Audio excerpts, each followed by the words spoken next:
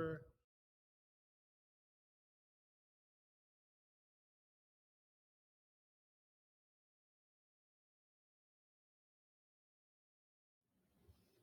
Hi there. Welcome to Purple Figs, Cotuit Center for the Arts' one and only ekphrastic workshop taking place right here in the Cotuit Gallery.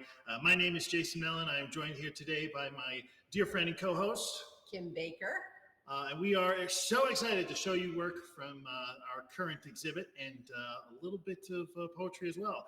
Kim, for the folks joining us for the first time today, what does ekphrasis mean? What exactly are we doing here? So our program of ekphrasis is poetry inspired by art. And what Jason and I do is look at every exhibit.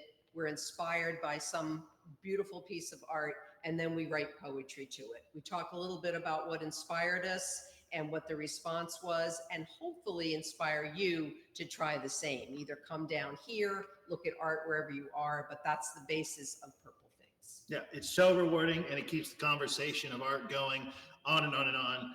But to stop this conversation from going on and on and on, I'm going to leave it to Kim to share the work she wrote inspired by this piece behind us. So Kim, take it away. So this is Madeleine Lord's beautiful piece called Griot. And I was drawn to this immediately when I found out not only how gorgeous this was, but what griot means, which is the tradition of storytellers, poets, and musicians in West Africa. And there's something about oral tradition that is just so compelling because I'm such a writer person, but storytelling is an amazing oral tradition. And so this piece that I wrote is called Mother Griot, and it is inspired by Griot by Madeleine Lord. When she composes, her whole chest opens, releases fire, unleashes bronze strands of story that all people have lived. She needs no feet, just a whirling dervish circle of movement to reach each listener. Her fingers broken off during the last telling of brokenness so that her arms must convey they, she, it, sun, forest, stars, stampede, glory. The shadows she casts do not darken, but enlighten those who most need to hear the blues music of another's smothering fear.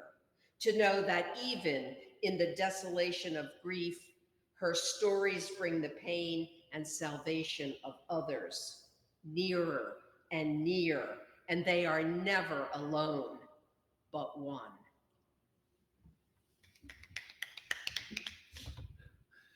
I love it.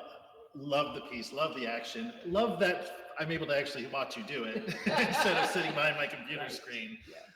I remember when you were coming through this exhibit, I assume for the first time, and I walked out of my office door over there and saw you right here staring, mesmerized. And I could see that the words were coming to you even then. And that was before you even had learned the title and the meaning and everything else. So what was it like that moment when you first came upon Griot here?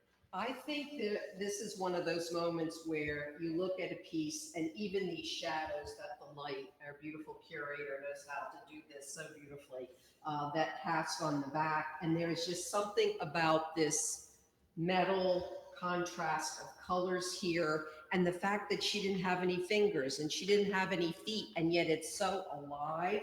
It's so just talking, and I want to know what this is. What is this fire that's coming out of her chest? And that's what did it for me. Just an amazing experience. There's just something about that pose. I can feel story happening in it. It's so alive, and it's all scrap metal too, which is fascinating. That it wasn't sculpted specifically to take these forms, but instead, she used what she had available to her, which is that storytelling tradition. Right. This in the middle, you say fire, and that is my first instinct too. But it also, suggests grass to me and life, and it's got that sort of vegetative quality too. That's just so bursting with energy. Right. I want to know what she's saying. Yes, I want to know what story she's telling. Yeah, because it is just, and there's just a beauty to her symmetry and the fact that she doesn't look like what you'd expect a traditional person to look like. And that leaves open the possibility of all of us with whatever body, with whatever identity that we have. She leaves open that possibility so that you don't have to be confined into an identity. Yeah. I just love that about her. And you're sort of welcomed into whatever form that you come to her with. There's this sense of when you walk up the stairs and approach, she's pausing in the middle of her telling, in the middle of the story to sort of say, oh, you're here, good. Sit, take a seat, time to listen. Yes. And I love having that. And that's the energy watching you next to her breathe that same sort of life into your words, into your storytelling. You talk about the shadows and the fire. It's so elemental, and this, of course, is all metal as well. There's something, and it's shared with a lot of the pieces in this exhibit. The title is We've Been Around Forever. The National Association of Women Artists have curated this particular show. And there's that connection from a personal identity to something elemental.